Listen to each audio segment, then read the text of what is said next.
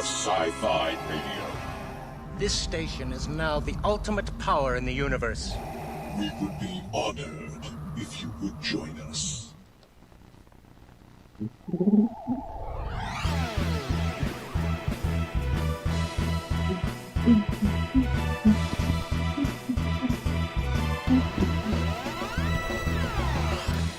All right, it is another Thursday night, which means another Docking Bay 94.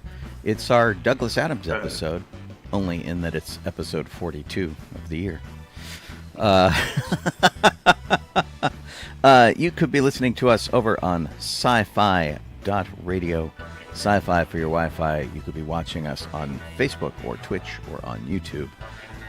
Either of those are acceptable, as long as you hang out and keep us company. I'm Donoho and Obi-Shawn Crosby. It's Jeff Donoho. I'm Colleen Kaylee Crosby. And we are glad to have your company. Eric Gerds is first in. Wow, I must have done the dishes early. Followed by Talon Thorne. Yeah. Excellent, excellent. And, how's everybody's week been? Super busy. Oh, excuse me. Yeah, basically. Well, it's just a bit. Busy. There's busy in a good way, and there's busy in an exhausting way. So hopefully it's busy in a good way. Sure. I'm thinking about it. Right. Colleen and I got to see Jeff briefly yesterday. We went to Disneyland and caught him at the end of his shift. That was pretty good. Yeah, we walked him to the his exit door. Right. Yeah, true. To my exit. Oh, Lori's popped up. Alan is there. Matthew Tillard has popped in over around you too. Kid, of course. Right. Well, of course, Kid. And Kelly. Kelly says, Yay. My week has been a country western song. Somebody took your truck and your dog? And your man? Yeah. That's terrible. Play it backwards. Give them back, people. Right. Leave Kelly's stuff alone. Yeah. So play that record backwards. Right. And you get a bunch of stuff. You get a man and a truck and a dog. It's pretty funny. Hey, Don. I know Colleen's been working very hard. And that...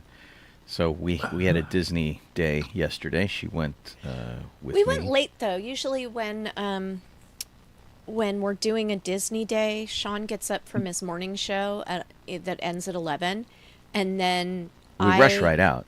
Yeah, I usually start work like a little bit early, and so I can get a half day in before we get ready at 11. And we leave at 12 or something, and we didn't. Yep. I didn't get away from my computer until after 1. Yeah. I don't think we left until 2. And but still got a lot of stuff in. So yeah, fun. it was a complicated work day for Colleen, but we made a decision going in that Colleen was just going to treat it as a solo day, and so whatever she wanted to do, whatever she would have done, were she hanging out at the park by herself, that's what we would do, and I would just tag along in her wake. I mean, it wasn't like I didn't want Sean there and I wanted to be alone. It was just that we have a tendency to where I just follow along with whatever Sean's doing. Yeah. And then when it's Sean and Judy, I'm like kind of the third wheel on it. So I decided this time I was just going to take charge and do what I wanted. And Sean still did some stuff that he wanted to. Oh, yeah. It wasn't like I was excluded in any way. It was, but it was fun. And it was good. And that way we got to make sure that we at least tried to do what Colleen wanted to do. Yeah, we tried. there were a couple of things like the mansion broke down right when we got there, and that was a bummer. Bummer. So we never made it on the mansion. The train. I almost went on the train right when we got into the park, but I thought, it's kind of silly to go on the train when your feet don't even hurt yet. You're not even tired. Yeah. So we didn't, and that was a mistake because after the Haunted Mansion was broken down, we went to go get on the train, and it was 20 minutes between trains. There were, I want to say 50 people ish Yeah, it was a full platform. Yeah. in the train station, and they were really loud. Like, there were some very little kids, even though it was almost 10 o'clock, there were some very little kids there that were just like Yeah. screaming. Yeah. And it like kind of hits the roof and then echoes back down. And I said, I'm not having fun. There was something about the day where we ran into very boisterous, very loud, very kind of bullying people. And like there were several times where we had to step aside and let the people behind us go past us. Because they were like stepping on our heels. They and were like talking in breathing down our ears. necks and yelling at us. Not yelling at us, but just like talking so loud that we're like, Yeah. go around us. And they wouldn't go around us. And so we'd have to like go aside and do whatever. And Oh, damn. but yeah, the train, the other problem with the train is that we were nearing the closing of the park. I don't think I realized the Oh, park yeah. closed at 11 last night. I was thinking It midnight closed at 10. or 10. 10 o'clock, dude. Yeah, it closed at 10. Yeah. 10. Anyway, it was way earlier than I thought that it was gonna. And so yeah, so that was part of the problem too. Yeah. It was weird. Let me jump in real quick. Say hey to Vicky, who has popped up. The lady A says hi bye Yep. because Yeah. that was their internet is all blackjacks. I'm going to have to As they restart my say. computer. I can't get any of the feeds to open. Oh, Yeah. Weird. Yeah. To be fair, our calendar does say Disneyland reservations 8 a.m. to 10 p.m. on it. So the information Yeah. was available. right. I just All I of the just hours didn't. were. I spaced on it. Whatever. Yeah. Gotcha. And it depends, that the times are always changing. It's like they're open to midnight, they're open to 10, they're open to 10 until, Thursday, and then they're open till midnight Yeah. on Friday, Saturday. It's, it's I whatever. think I'm more tuned into it because I don't go as often. So I'm more Yeah. like cognizant of what the hours are right. when And I do go. if I go Okay. early, if I go like right after my radio show, I don't often stay till they close. So, because Oh, boy. usually we get enough Disney in that we don't have to wait till the very last thing. Hmm. But we certainly got a lot of walking in. Yep. And, Yeah. Yeah. Over 16,000 steps for me. yeah. Hmm. And missing the mansion and missing the train actually let us catch up with Jeff at the end of his shift. So Yeah. that wasn't too bad. Nice. Yeah. Yep. I got to be greeter to at least one time yesterday, so that was nice. Oh, good. You know. The guy who You was know. there when we walked up to meet you, there was nobody coming in and out of the ride at all. Yeah, because it that was was like Jay- yeah, the Jay, end yeah. of the night, and so he was like one of those shooting target ducks, where he was like walking to the right, turn Yeah. around, walk to the left, turn around, walk Yeah. to the right, turn around. Yeah, I do that with Bruce sometimes. Just walking when we're dead, I'm just walking around with Bruce and making him swim. My hands. Yeah, So it was pretty funny. So one of the things yeah. that we did yesterday that we don't normally do, just on a whim, was decided to go to the shooting gallery. I had $1 in my purse, so we got a turn at the little pop guns each. It's 15. I'm sorry, it's 50 50 cents a turn, and yeah. maybe you get 20 shots. I don't know. Mm-hmm. Yeah, I don't know either. Yeah. From what I understand, is that I believe in the first half hour the park's open, unless something's changed. You can go there and shoot them for free. Just go up there and hit the Oh, old, that's pick up the interesting. gun or Oh. start I button or heard whatever. that Yeah. one of them had one of the guns was always free if you could figure out which one. Well, so I gave Sean 2 quarters, and then I had my 2 quarters, and I put my first one in, and it jammed. Oh, And so then Sean said, "Here, take my gun." And he tried to get the quarter out, and then it turned out that he was able to push it in farther, but not We didn't trust it. Activate not it? Yeah, okay. activate it. Yeah. And so we decided I had an additional quarter, and so I took my turn, and then he took his turn on the same gun that I used. because we didn't want to Okay. risk losing the. Yeah, the, did pretty well with it. I hit everything. I didn't miss once, which was pretty great. I'm always pleased when those things work. and my eyes are terrible, so I always feel slightly vindicated as well when I'm able to make that work. It says you get approximately 12 to 25 shots. Oh, so maybe it's kind of random. Maybe. I don't know. 12. Wow, 12 to 25, that's a big jump. But when we were kids, they were actual pellet guns. And they went to like the laser tag, kind of thing they have now, where it's like a light gun. But when we were kids, it actually like shot pellets, which was kind of bizarre.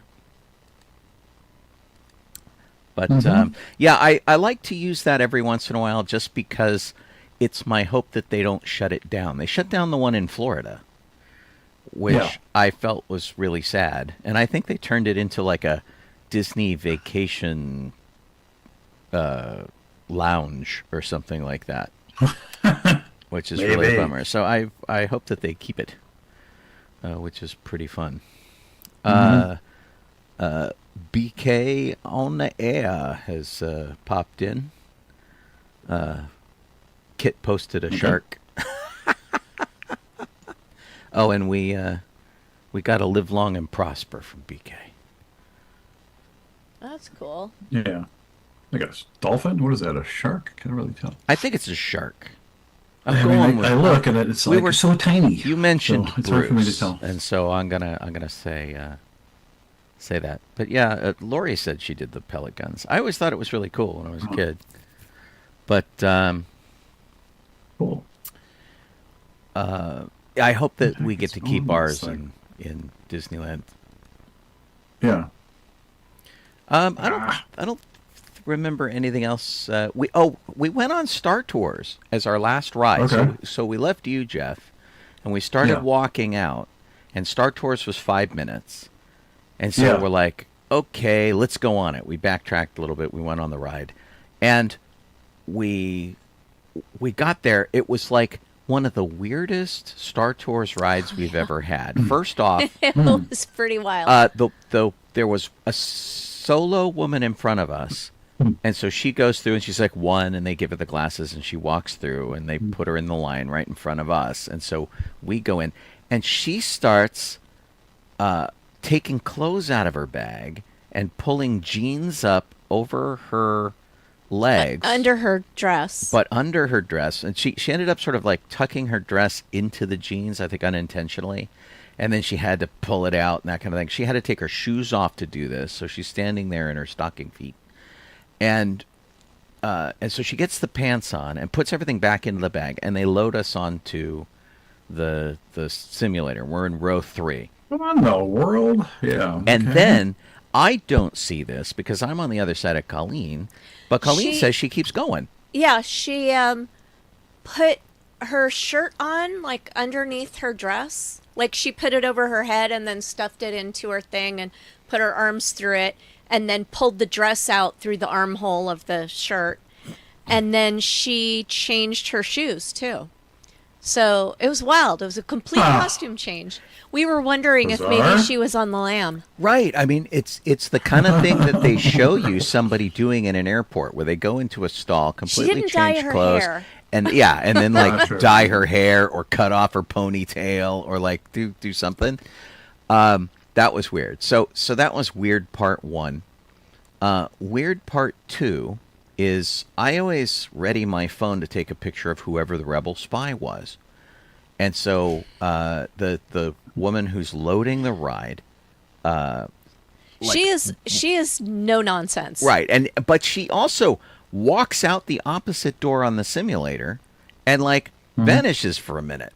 And I'm like, we're never going to see her again. And she just like walks out. But she does come back and she locks the door. And then she walks over. She has everybody check the seatbelt, and she's like in a hurry. She's like, okay, pull, pull, pull, pull, pull, pull, pull, pull. She's got this little rhythm going on, trying to get everybody to do everything really fast. And then She's got a hot date or something. something. She locks the door, and she's gone. And we start the ride, and we get Darth Vader as an intro in the space station. We take off. We end up on Hoth, which is fine. But Darth Vader, of course, menaces you and says, "We're looking for this rebel spy," and they show the picture of the rebel spy. And I wish I'd taken a picture of this. I had my camera ready. Sean was so I was flummoxed. so surprised. I'm like, "Oh my god!" I was laughing so hard. They showed us an empty chair. It was an empty seat. There was nobody in it. Oh my god. The rebel spy was a Force ghost or invisible. It was great when it was Darth Vader. God. That was like perfect. You're like, haha, you won't get the rebel spy Right, because you they're have so been well hidden you can't see thwarted. them. But so funny. when it came to Ahsoka saying somebody on board the ship has something, we were like, oh, there is no rebel spy. It was Right. hysterical. And Weird. so we ended up with Hoth and then Ahsoka, and then we ended up with the majestic space whales. I want to know whether it was a coincidence, like she just left it aimed on whatever seat is the default, and Or there did she didn't do it on happen to be, or purpose? did she do it on purpose? Yeah, I don't know either. Yeah. It's like she just like hit a button and went, eh. I don't know, and I wish I knew. And Colleen pointed out I was right. We never saw that woman again. It was like that was it, and so we couldn't ask about it, which was a bummer. And for some reason, I feel like the ride. I'm probably just misremembering. The ride felt shorter than normal. It's like we missed a piece or something. I don't think it was. Maybe. Because I always thought. Well, wait a minute. Doesn't it vary? It does. It maybe varies. It just was shorter. But I don't think it varies in length, because usually I thought it's like there's like an intro, and then you go to a set piece, like in this case Hoth, and then you get a spy thing going. Go to these coordinates and bring the spy, and then you get another piece, and then I always felt there was like an end piece that took you back to the station, and so I guess we got everything. I guess we got it all. It just seemed really short. But again, maybe we were just thrown by the no spy thing. Did you end up on like a space station? Yeah, you end up on the space station. Yeah. You run over That's the what I thought. robots, and Okay. So it was the one that I went on was exactly the same. Get to that later, but yeah. yeah, The difference was it started with Andor as your we were looking your for the spy liaison. Yeah. Yeah, and then it goes to like the space whales, and you see Ahsoka flying around. Well, the space whales Yeah. used to be the ending that you got regardless. It was the because they were promoting Ahsoka and that sort of thing. Yeah. And then it became one of the random ones. But I end up on Hoth a lot, which isn't too bad because our friend Rob is actually the rebel pilot on the side screen. He was he brought the costume when they were redoing Star Tours. He was because they needed a snowspeeder pilot, and Mark Hamill was going to wear it as an in-joke. And then Mark couldn't make it, so they got Rob to do it. And so Rob is now like in Star Tours forever, which is great. Yeah. And so that's pretty cool. But we actually did do some other stuff. We got on Rise of the Resistance. We were walking by, and it the lines seemed short, but not like amazingly short. No, but it was moving. It was moving. And so we went around and we looked at the sign, and it said it was 30 minutes for the ride. And Sean said to the guy that was standing there, "Is it really 30 minutes?" And the guy looked at the line and he said, "It's probably more like 25." So, and I didn't believe it. I was like, no, Right. With where the line is, I think it's like going to be 40 minutes Right. because But it looks 10 because minutes it was longer. moving, we thought we'd take a chance on it. The guy was dead on. It was 25 minutes. Yeah. By the time we got to the briefing, Yeah. it was it was pretty good. So yeah, we had a pretty good Rise of the Resistance.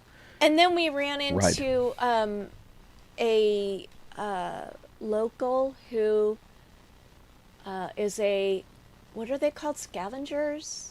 Yeah. Jeff, Tim and his wife Christine. They do the event that we do at the college at Santiago Canyon College. Their son works in Galaxy's Edge, and he is one of Savi's gatherers. And, Gatherers, that's what it is. Yeah, which was really cool. And so we talked to him. He's taken on some new responsibility over there, but he's still a gatherer, and he was working at Savi's that night. And he said, "Hey, if you want to come see the presentation, you can. Just come ask for my supervisor. Let him know that you're a family friend, and we'll get you in one of the builds to watch." And so I thought, well, okay, because I did this a few years back. Colleen bought me the experience for Christmas, I think. And so I hadn't seen it in a while. And so we did. So we sat in and we watched. He did a really good job. It was really pretty great to kind of watch and see. There were only 3 people building lightsabers because it was late in the night. But yeah, it was cool. He did a really good job. And it was kind of nice to see someone we know do it. And we ran over to California Adventure to get some food from the festival. I got a burrata toast and some sourdough bread, and Sean got the artichoke grilled cheese sandwich with tater tots. From artichoke spinach Kim's. Grilled cheese sandwich. It was really good. Which was very good. And when Colleen says that she got like a sourdough baguette, we're talking about like a big baguette. Well, I didn't eat the whole thing. She had a whole bag of bread Yeah. that she came home with that was pretty funny. I will say that I regret my decision to get the burrata toast, though. It wasn't enough for dinner. I was hungry. I'm sorry. So, no, that's okay. I just should have, gotten something that had more. You should have asked for more of mine. You could have had more of mine. I didn't realize it until later when I was hungry. Ah, okay. So that's why I ate a brownie when I got home. Gotcha. Yeah, but it was a lot of steps and very tired now, and Yeah, we're definitely suffering. It was a pleasant afternoon. All of that, but it was nice. Yeah, it was nice to be there with Colleen because we haven't done that just the two of us in a while. So, not too shabby. Jeff, you had a problem with a skunk. Oh, yeah, actually. That was Poe. Yeah, it was the other day. He what day was that anyway? After Thursday. I'll just say that. I can't remember what day it was now. And in case you guys don't know, Poe is Jeff's Great Dane. Yeah. He was on a walk with Kevin, and which is like they usually go. Kevin usually goes to early in the morning, like 5 or whatever. And as they were rounding the corner to our street, literally, that's when a skunk was right there and sprayed Poe. Oh. And Poe turned his face enough and everything, so it didn't get in his eyes, but it got like on like side of his head and or his left side basically. It was like part of his arm and a little bit of his chest and his whatever. So I was up that early that morning with Aubrey, and we're in the backyard with like a concoction to clean him until we got better stuff hours later. But it was baking soda, peroxide. Hydrogen peroxide, and Dawn's dish soap, and that was what we had to go with, and apply that and clean and whatever. So, yeah, I think it knocked down some of the smell, but it didn't do a whole lot. It was just it just has to wear off. We got some shampoo from. Called Nature's Miracle, the brand. Yeah, and they have one for skunks, for skunk smell, basically on a dog. So wow, we've been using that, every so often to give him another bath. until it just kind of washes away. It just has to wear off, and there's not really anything you could put on them to make it go away. I know everyone will say like, "Oh, use tomato sauce," blah, blah, but the trouble with this, even thinking of using that, is that skunk spray is caustic. It basically like burning. It's like goes right on and starts to like burn basically. And so you have to get that off fast or wash it off as fast as you can. And if you use tomato sauce, which is chock full of citric acid, it'll hurt even worse. You're putting it on, so that's a bad idea. So, in case, I had heard tomato soup was the way to do it. Galdino Sanchez says Coca-Cola and dish soap works really well. Interesting. I wonder if it has to be Dawn or if it's any dish soap. Yeah, I don't know. I don't know. We just used what the Dawn we had, but I think that was what it suggested anyway. But it worked, Oh, that's good. Because it took 2 months to get rid of the skunk smell around our house. The skunk sprayed under the house, and we could not escape it. And we'd think that it had gone away, and we'd go out to the mall, and we'd come back, and it didn't go away. We just got used to it. Yeah. Mm-hmm. So bad. Yeah. Well, here on the internet it says Dawn dish soap is the trick. Yeah. So that's what we do. That's with Poe. That's we clean him, and you can still smell it on him a little bit. It's going away. It has been washing away, but you can still smell it. But at least it's not as strong. I mean, I feel like it was really strong in our house for 2 months. If you can get the smell weaker than his breath, that's a win. Yeah. But yeah, it was pretty nasty. Yeah. Oh, I'm so sorry, man. That's and poor Poe. That really blows. Yeah. But he's doing a lot better. So thank goodness. Yeah. So tell us about your Disneyland trip. Well, I got there on Monday. Gosh, I'm not sure when it was. Around 11, or what time was it? I want to say actually later, probably something like 12:30, and I hung out with them for a couple hours to start with, and went on a couple rides and such. I got them onto like Space Mountain, because a friend was working there, and they're like, oh, hey, how about who's with you? Okay, go ahead, Jeff. And they just sent us through the lightning lane line. So we got like right onto Space Mountain pretty much. But did that, and we walked around and did stuff, and then we walked down to what was it? Main Street. I think we went on another ride since then. I can't remember, but we went down to Main Street so they could. And I was like, "You should see the Walt animatronic thing."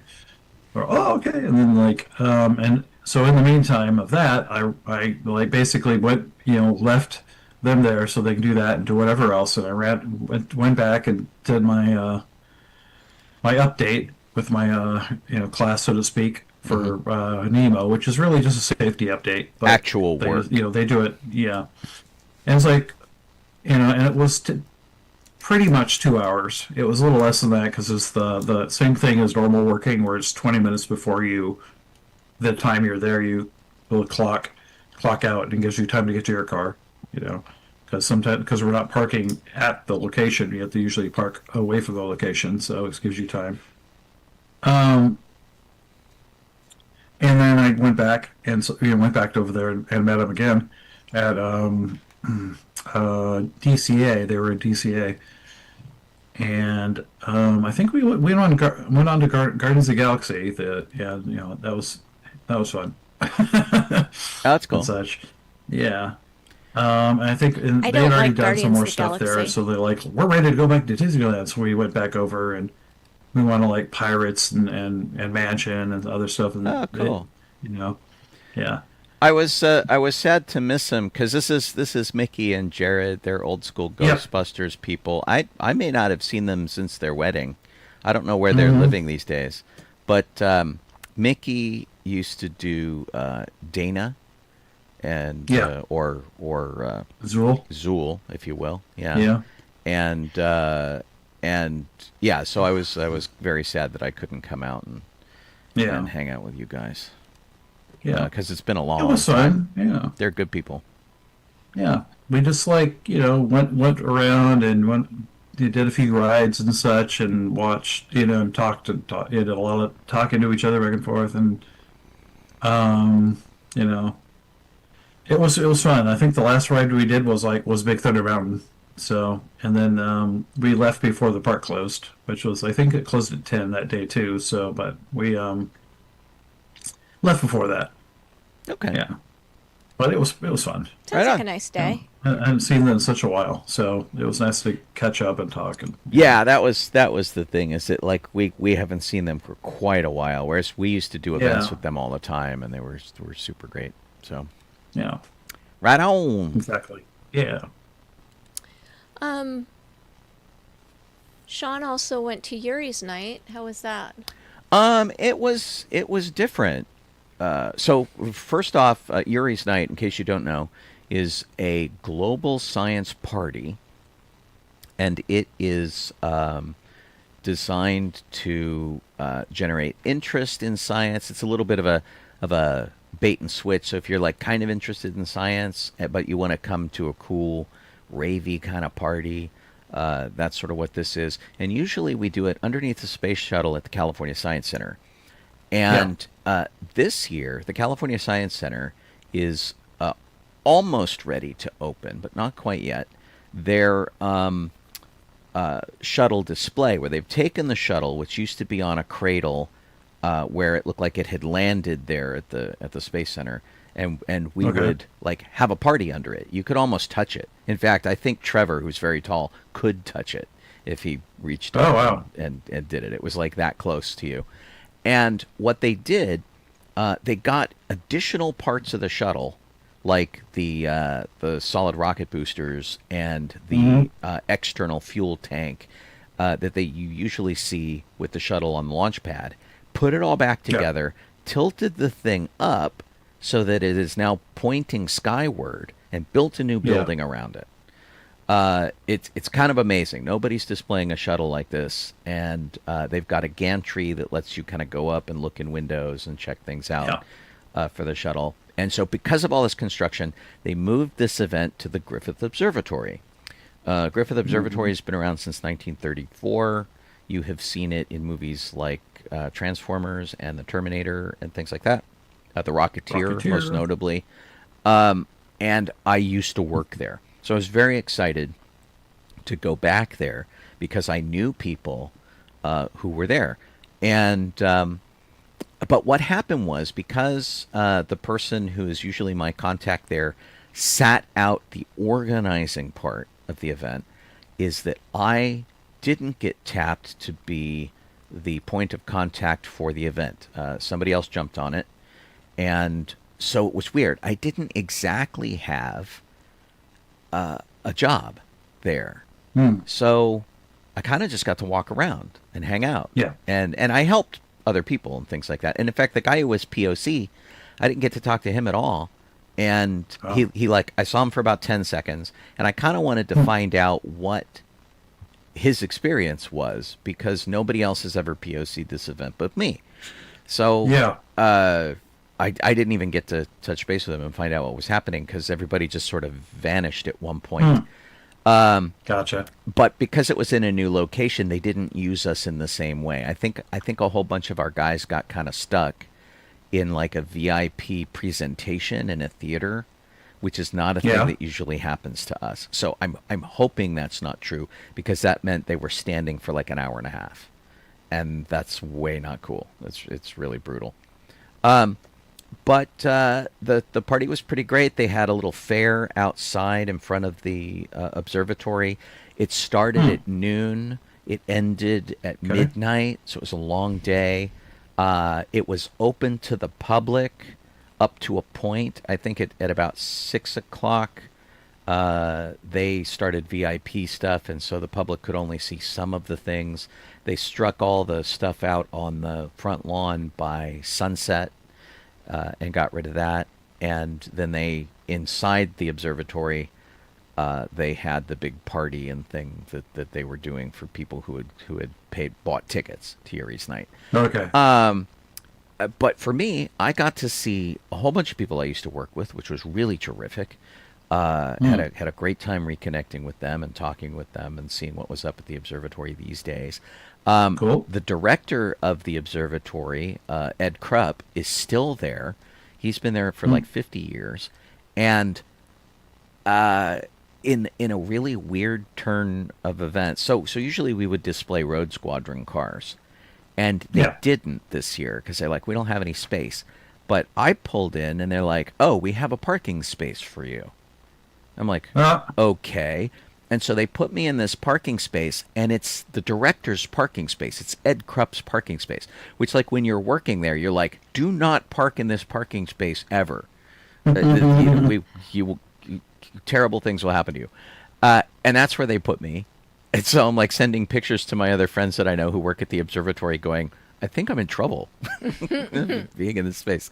But what was really interesting about them parking my car right there, when you first come up to the observatory, you have to pass my car. And so people would come up and go, what's happening here? And I'd explain what Yuri's night was and that everything was free and whatever. And it worked really, really well to get people who had just come up there because they were hiking or hanging out in the park or whatever, to get them to go to the observatory and go check it out. It was free for everybody unless you wanted to see a planetarium show or something like that. And it was a long day. But it was honestly pretty cool. And the observatory is absolutely my favorite building in Los Angeles. And so, getting to spend a really long day there was really cool. And again, people kept coming up to me that I had worked with. Patrick So, who runs the planetarium shows and things like that, came up and said hi, and hadn't seen him in a long time. He's just absolutely a great human being. And I saw Mark Pine, who was assistant director of the facility, and he was there when I was there, and in fact got his promotion like right after I left. And the Friends of the Observatory has now become the Griffith Observatory Foundation. They are the people who do all the fundraising and stuff for the Griffith Observatory. And I got to have a very nice long conversation with the wonderful woman who has taken over Griffith Observatory events. In fact, she invited us back on May 4th, because everything happens on May 4th, where they're screening Spaceballs at the observatory. And the fact that they're screening Spaceballs tells me that in some respects they've relaxed and lightened up a little bit, which is good. But I've been trying to get up there to do one of our old-time radio shows for a really long time. And the idea was always that we would just use it as a fundraiser for the observatory. Because the observatory is weird. It's part of the Park and Rec District. And so they fall under the same budget because it's in the middle of Griffith Park. It's not an educational facility. It's not a museum. It's part of Parks and Rec. And so they kind of, their financial situation is weird. And so I thought, we'll do one of our shows. And so I think with the meeting this woman and the connection I made with her, I think we have a pretty good chance. And I was trying to get it done a long time ago. And in fact, I tried to do it when Leonard Nimoy was alive. They built a theater. They named it after him. He donated something like $2 million to the observatory. Wow. He and his wife, Susan, were pretty active there. And I was hoping to do War of the Worlds up there with Len and with some other people, whoever he wanted to bring, basically. And pepper it with some of our own cast, some of our actors who have been doing this thing for a long time, and our great sound effects team and whatnot. And unfortunately, he passed away before they agreed to do that. Although he did do one version of War of the Worlds where they got, I think they got Brent Spiner, and I think they got John Delancey, and they got a bunch of Star Trek people to come be involved. Oh, okay. Somewhere, and I think they recorded it. But I wanted to do it live. I thought it'd be really nice. So. Yeah. So it was a very interesting evening. Had a lot of fun doing it. It was weird to not be the guy in charge. But I still had things to do. I helped them set up the photo booth and the all that kind of stuff, and fell into my usual role of Swiss Army knife, of like, how may I be helpful? What tool do you need me to be? And so that was really great. And I drove my mouse droid around a lot. We had a couple other droids. Ed brought his R2 unit up and things like that. And Cool. all told, it was a really good event. And it was set up in such a way. Jeff and I have had problems in the past with the event where we have been pressed into service as like door guards and things like that. There was nothing needed for this in this other location, because they didn't do like the silent disco with headphones and all the kind of weird stuff that we had to do. And there was a very light Star Trek presence. Usually there's a big Star Trek club presence there from the fleet. There were only a handful of guys. One of the guys I helped get to his car because he stayed past the shuttles. So I drove him down to his car at the Greek Theater. And Oh, wow. and so I didn't see a bunch of those kind of guys hanging out. And then our Star Wars presence was a little different because usually we have 20 to 30 people. We had 20 this time, and 18 of them were 501st, and 2 of them were rebels. And so there were only 2 rebels. And that was a little imbalanced. And Mandalorian mercs weren't invited, and the Dark Empire weren't invited, and some of the other Star Wars clubs in the area didn't get to come. So that was a little strange too. But all told, had a pretty good night, and everything seemed to go well. And I don't have to do a trip report. True. So That's good. pretty good. But I think you actually would have enjoyed this one, Jeff. Although I would have been dragging you all over the place because I kept running to see people I knew and that kind of. Yeah. So that as long as I might have been as long as I annoying. avoided one person, that'd have been good. Yeah. So Been fine. So while Sean was doing that, I had a Costume College committee meeting because I got sucked back into working with Costume College again. So if you are going to Costume College, come and see me at check-in, where I will be handing people their packets. And probably me. Ooh. Yes. And I know we'll be sucking in everyone I can to help. Right. And I continued reading the series Dungeon Crawler Carl, which is has a rabid fan base. It's very popular right now. I've run into some other people who are reading it or have read it, and they are really into it. It's in a genre called lit RPG, which is weird. It's like Because it's about Dungeons and Dragons. right. It's an RPG sort of written as a story. Yeah, it's basically. And I didn't even know that was a genre. Aliens come and attack the Earth, and the main characters get thrown into a live action game. It's like either that or die. And if the chances of dying while doing this game are really high, because if a role-playing game were really happening to you, your chances of surviving would be pretty small. I mean, mine would be negligible because I can't even win Pac-Man. So my chances of winning an RPG are itty-bitty. But I'm on book 5. I'm having fun reading them. They're extremely violent, but some I kind of want to say the violence is cartoony, but not really. It's just very violent. The problem is there's a lot because you mention it a lot. You're like, it's grim. There's like so much it's violence. super grim, and the number of people that are dying. Like the main character keeps trying to save people, and he's obsesses because they announce the number of people that died, and it's horrific because it's like, the population of Earth, and it's Right. Wow. every time a book ends, they finish a level and they go to another level, and the number of people that are surviving, it's under 100,000 now. People are surviving, and that's from everybody on the planet Earth. So Wow. Good grief. it's pretty wild, yeah. and crazy. the things that happen in the book, like I was telling Sean earlier, there was a kaiju puppy in it that they half of the people who were playing the game were told kill the puppy, and the other half were told save the puppy. Save the puppy. Right? And the ones that were told save the puppy were also told that there was this god who, it was his puppy, and if the puppy dies, no matter who did it, he's going to kill everybody. So the people who are trying to save the puppy keep having to fend off the other people who are trying to kill the puppy, and it's very complicated. Okay. I feel like the okay. deity should be able to save the puppy, but whatever. The deity is just very angry, and so he should be, but he's not like a nice god. Right. So Aw. there's that. He's like a Greek god.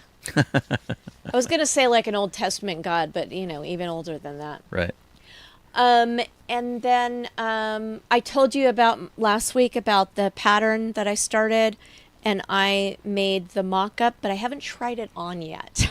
So Okay. I've sewed my practice version, and I have to see whether, like, just looking at it, it kind of looks like it's too big. So I think that's why I'm delaying trying it on, because I don't want to have to do an entire another one so soon.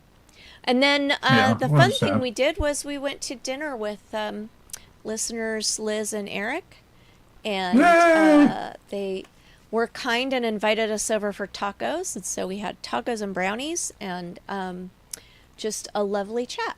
So that was nice. Yeah, and it was that a good our night. week. Oh, that's good. Yeah. Definitely. Very My goodness. cool. Very cool. Jeff, you ready to jump into Star Yeah. Wars? Sure. Yeah. Did it like last minute today because I completely forgot it. I'm like, oh, here. All right. Let's see here. We have 2 birthdays that were already ready. We have April 12th, 1914. That's when Gilbert Taylor was born, and he was a cinematographer on A New Hope, or just plain old Star Wars back then. But I like the fact that he also worked on Flash Gordon. I mean, that's awesome, you know? Hey, did you say 1914? That's what it says. Wow. Yeah. I mean, Yeah, 1914 to 2013. So he That's- was almost there. that is crazy. Yeah, he was so close. He used to work on, or he did work on, Dr. Strangelove, as I remember. Mhm. Yeah. So I mean, he had some weird kind of cred, and I think he was one of the guys that, like, George Lucas was like, I want him on my movie, kind of a deal. Amazing that he lived to almost 100 years old. Yeah. Yeah. I just called up his credits That's awesome. here. Yeah. He did some Duran Duran music videos. Yeah. The Omen. There you go. So, 1979 Dracula. yeah. The Avengers. Yeah. Macbeth. Wow. Yeah. It's a really Yeah. interesting stuff here. Yes. Yeah. Long list of work, and yeah. Pretty cool. Yeah. Right yeah. on. Well, very cool. I mean, obviously, we like his work. Yes. Yeah. See. Yeah.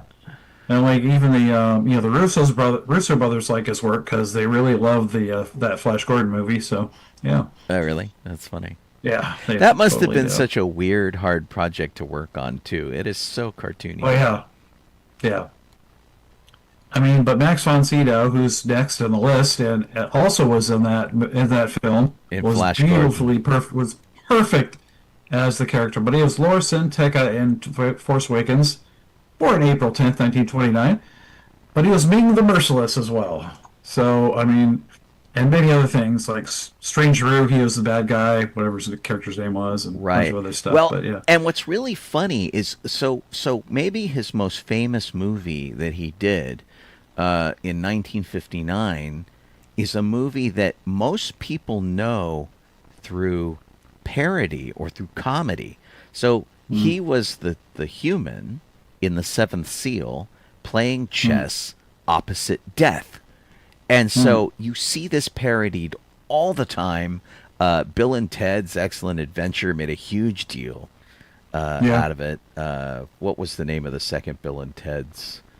The Bogus Journey. Bogus Journey. And that was like fully half the movie was making fun of the whole Seventh Seal thing, which was crazy. And he was great. And so this very serious role that he did. And if you're a Ghostbusters fan, he's also the voice of Vigo, the Carpathian, which the guy who played Vigo had a Darth Vader moment that he didn't know he was going to be dubbed. He was really mad. Except, it's really funny how this happens a lot, and it happens to guys who are really big and really strong. And, like, you don't upset those guys. Yeah, no. I mean, right there, I'm like, great, you're in the film. And then later on, he's not in front of us anymore. Right. Oh, boy. But, oh my gosh, all sorts of really terrific credits for Max von Sydow. Yeah. Minority Report. And like half the time he's a bad guy, but you know. Well, because he just is sinister. Well, I know. Like on a base It's level. like Vincent. Yeah, it's like Vincent Price, always mostly the bad guy. Yeah. Right. And yet Vincent Price was so amazingly charming, like in person. Yeah. Whatnot. I'm glad that they got him into Star Wars. Oh, me too. Yeah. Just in time. Right. Okay. So we have the actual history portion, aside from the birthday portion. April 15th, 1978. John Williams conducted The Sounds of Space. And was that was a concert in Marin County that they did. Yeah. So pretty awesome. Like just the year after the opening. Yeah. Well, I mean, gosh, this almost the Star Wars soundtrack went so huge, and then the Miko disco version also went really huge. I mean, you could not escape. I remember being a kid, and when you're a kid and you're like walking through the supermarket or you're walking through the mall, all the music's like really awful because it's aimed at your parents. And my supermarket, which is like an Albertsons or something, played the Princess Leia theme, which fit really well with the whole kind of Muzak vibe that grocery stores had and whatnot. But it was like a piece I recognized. It was good music, and it wasn't like a Muzak version of the Princess Leia theme. It was just the track off the album. And, I mean, you could not escape it at all. Well, I know. When Return of the Jedi came out, they played Yub Nub all the time on the radio, but it wasn't the theatrical version. It was like that one with the bears, cartoony voices singing it. Yeah, So I was like, it was really weird. It's because that's what they did. It's because that was the version available on the album. And so that's what at least it wasn't the Miko version with the rapping C-3PO. Yeah, I know. Yeah, exactly. I'm like, Kiss FM, and it's all Yub Nub. I'm like, what the heck? Right. Yeah. That's awesome. Yeah. April 10th, 1981, is when Star Wars was re-released for the third time in like 4 years. But this time it said A New Hope. It said Episode 4 A New Hope. So they added that tagline. Interesting. Star Wars did not leave some theaters. It stayed in some theaters for more than a year, which is what led to that really famous poster that you've seen of the birthday cake with the action figures on top of it. Yeah. It said 1 year old today on it. And those were distributed to the theaters that it never, ever left and just kept going. But because home video wasn't what it is now, or what it eventually became, they would just re-release a movie that they knew was going to make some money every couple of years. And Star Wars was like Yep. complete cash cow. And plus, Oh, totally. 81 would have been right before The Empire Strikes Back came out. Yeah. So, Hmm? oh no, Empire came out in 80. Year after. So it was the Yeah. year after it came out. Yeah. Yeah. I mean, Disney did that too a lot until like, Oh my gosh. you know, before they decided not to release them anymore. But so many of those movies kept getting re-released, like Sleeping Beauty and stuff, over and over again. The first time I saw Mary Poppins, it was at one of those re-releases, like in sort of like a matinee theater. We were living in a more urban part of Los Angeles. I'm not entirely sure where. But there was a theater right down the street that I could walk to at like the age of 6. And my mom would just send me off to go to the theater with like a quarter in hand or whatever it cost. And there would be like a magician, and they would give you some toys or some coloring pages and stuff. And then you would watch the movie. And it was pretty great as a little kid. And that's how I saw a lot of old Disney movies were in re-releases like that. Which were super cool. So... Yeah, this is true. Okay. Yeah. I've only seen like a couple. Like I think I saw Fantasia. That was one of the ones that I'd seen last from Disney. Like they did a re-release of Fantasia before they did 2000. Oh, I can't okay. remember what it was. Yeah. Our last bit of history, because we're like 4 minutes from the top, is April 13th, 2017. That's when George Harrison and John Williams made a surprise appearance at the 40th anniversary panel at Celebration Orlando. Dun dun dun. And we need to double check that it is George, Harrison, and Johnny. It's not George Harrison from the Beatles. So George Harrison and Johnny Williams. I'm a big Star Wars fan. I absolutely love it. That's pretty funny. Exactly. They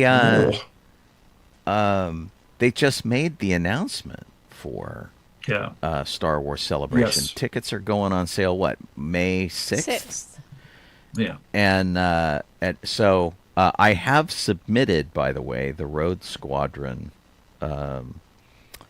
intent to display. Yeah.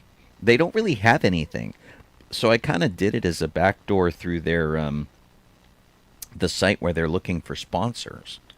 They're like exhibitors and sponsors, and I'm like, well, we're an exhibitor, so so hopefully we'll get a good response from them on it. The funny thing about Road Squadron is we are always the guys who are the most flexible floor exhibit that they have. And what happens with that is that means they can add or subtract cars at whim, because they're like, oh, we found more people to buy spots. We're taking a few cars away. And then they'll be like, oh, no, we didn't sell as many spots. We need more cars. And so we've had up to 18 cars at Celebration. And we have more enthusiastic people who want to participate this year, I think, than ever before. So it'll be really interesting. And we have a lot in the LA area. So it'll be fascinating to see how it goes. So, you know, if you're Road Squadron and you're within the sound of my voice, now is the time to really, you know, get your car the way you want it. Because the better your pictures look, the better chance they have. Because sometimes they pick the cars. Sometimes I get to choose. Sometimes they get to choose. I'm going to be repainting mine because it needs completely new paint job, and then mounting, and then permanently mounting, chopper up top. I'm That's thinking the main about goal. painting my and then car, the other but stuff it's to not get Star other Wars. stuff. I'm sorry? Yeah, Colleen's thinking of painting her car because her paint is oxidizing. Oh, I saw that. Hey, you know, we can always make it look like Firefly. Or you can send it to Earl Scheib and paint it blue. Yeah, I don't know. The Think about it.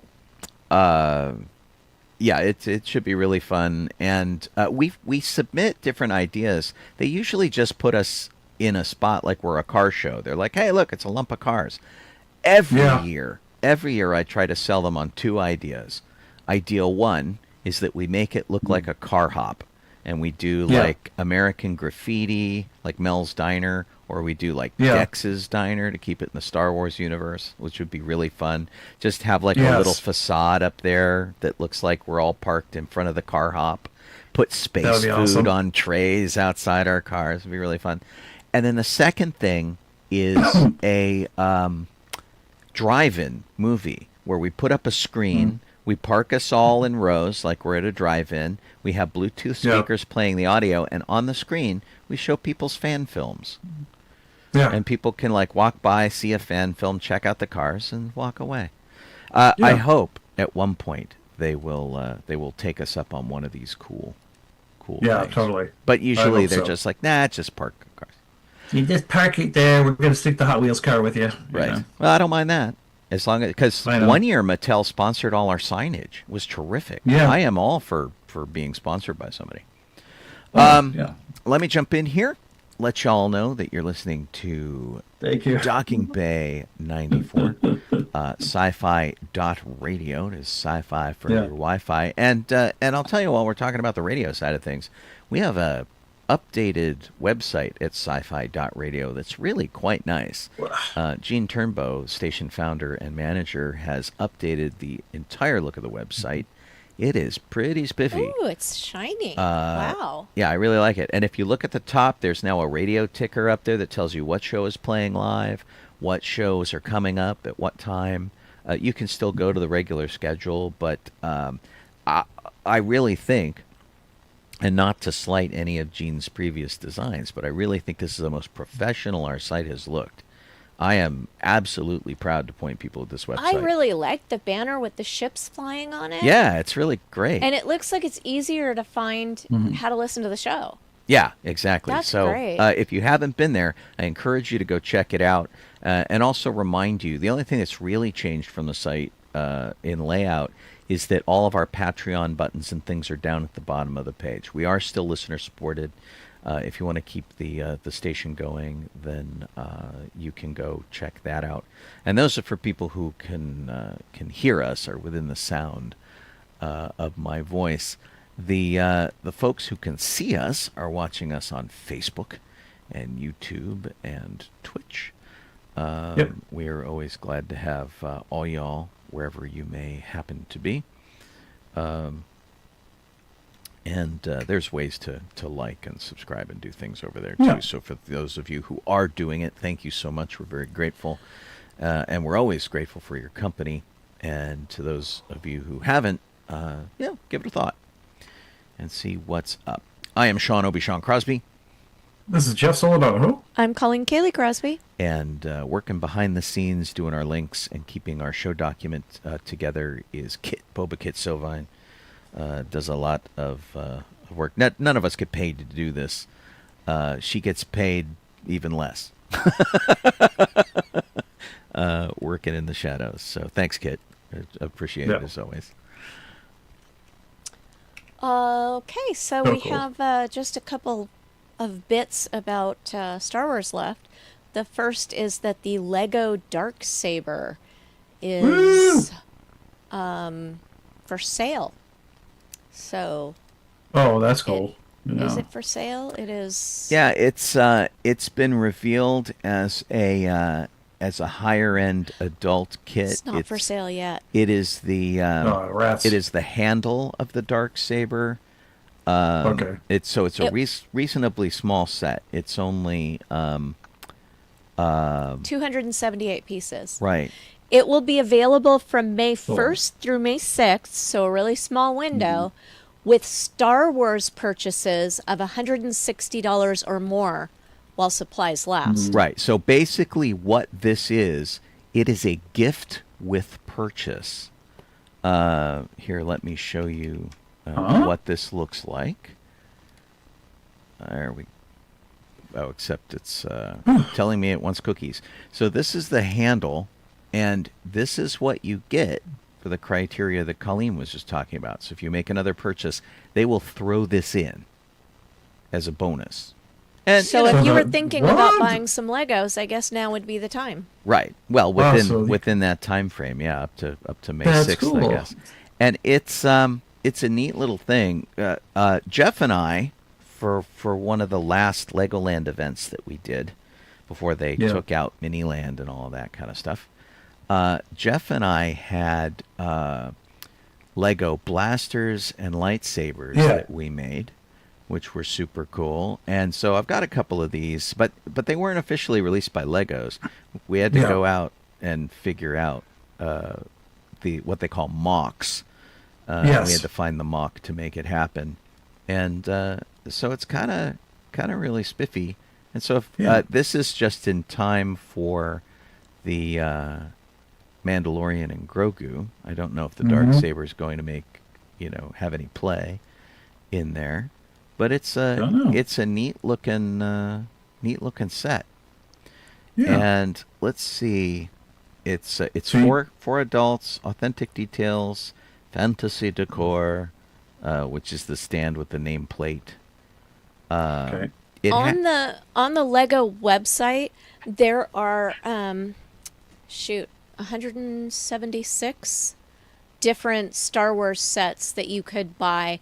Most of them you would have to buy in combination if you're getting the smaller ones, or you could buy one of the larger ones if you wanted to get this gift with purchase. Right.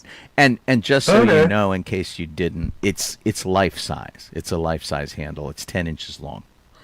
Cool. So it's if you want to be a total nerd, it's a thing you can hang on your belt. Which is good. I have a That's Luke cool. Skywalker and an Obi-Wan Kenobi that I built that I think I glued together so that they wouldn't fall apart. And caused a little bit of a stir by wearing them to Legoland. 501st wasn't happy. Legoland was thrilled. They thought it was the coolest Yeah. thing ever, and the 501st You can't wear You that." can't wear that. Yeah, I'm like, you know what? I'm going with the company that says I Yeah. can. Like, Exactly. it didn't make any sense that we couldn't wear our Lego weapons. Yeah. It was the dumbest thing. Yeah. Holy, it was just ridiculous. Yeah. It's very silly. Yeah. Anyway, And- I think it's pretty spiffy. We have a first look at Han Solo on Batuu West out Oh, here yeah. in Anaheim. So, of course, they are changing up Galaxy's Edge. Yeah. And I just want to say, and in fact, it says Disneyland, but the cantina door actually kind of reminds me more of Florida for some reason. But let me jump in here and say people have been really harsh on this Han Solo. This is a theme park, okay? Disneyland has not exactly been the best with their character wigs. And Yeah. Jeff, I think, pointed out that this guy's probably Flynn Rider any other Yeah, time of probably. the year and has been tapped for Han Solo. And people have been so harsh on this guy. And really, he just works at a theme park. And this guy's Yeah. probably freaking excited to be Han Solo. Yeah. Stop Yeah. being mean. I don't mind the guy playing it. That's fine. He can do. They just grab somebody that's already there. Yeah. Well, they Um, had an audition process because I sent Yeah. it to Jeff because they didn't say what age they were looking for. And I'm like, we Yeah. should go. We should be the elder Yeah. Solo and Skywalker. That would be really Yeah. great. Yeah. Until I found out that if I got the part, that I would basically no longer be attractions Yeah. in Disneyland. I would be transferred over to being a character. You'd be entertainment. And just, yeah. And so I'd be probably fighting for hours and everything, and just wouldn't be. when you jump departments at Disney, they restart you from the bottom. You could Pretty have much, yeah. 10 years of experience, and you would start at day one in your new department. None of that Yeah. time counts. You've Yeah. still been a Disney employee for 10 years. It's just that because it's a new department, you have no No cred. seniority. No seniority, right? Yeah, I'm Yeah. gonna Yeah. I'm gonna show you this little video I was here. I was just like, what's up with the suit? He's with that costume though. I was like, what the heck is going on? Yeah, I think they're trying to do something a little different. Yeah. Where I think they're trying to bridge the gap between Return of the Jedi and The Force Awakens, is what I think they're I doing. think so too, and it feels like this may actually be comic book costume, because there has Possibly.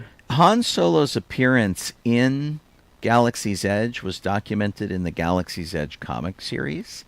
He was bringing a baby Sarlacc, I think, to Doc Okay. Ondor or somebody.